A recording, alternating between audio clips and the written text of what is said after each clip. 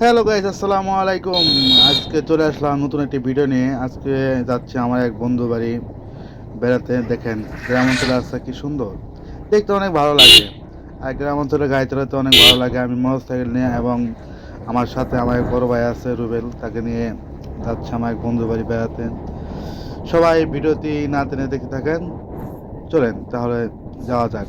ইনশাল্লাহ দেখেন গ্রাম অঞ্চলে আসলে রাস্তাঘাট এত সুন্দর যা আসলে বলার মতো না। দৃশ্যগুলো দেখলে অনেক ভালো লাগে। বর্তমানে দেখেন যেদিকে যাই আমরা এখন বর্তমানে এতটা উন্নত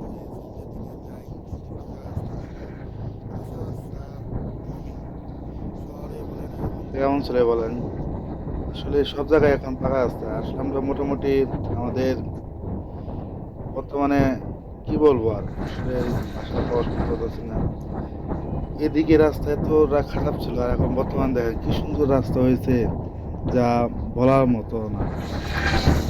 এই রাস্তায় যাইতে নিম্নত আগে 1 ঘন্টা লাগতো, আর এখানে এখন বর্তমানে 15 থেকে 20 মিনিটের ভিতরে যাওয়া যায়।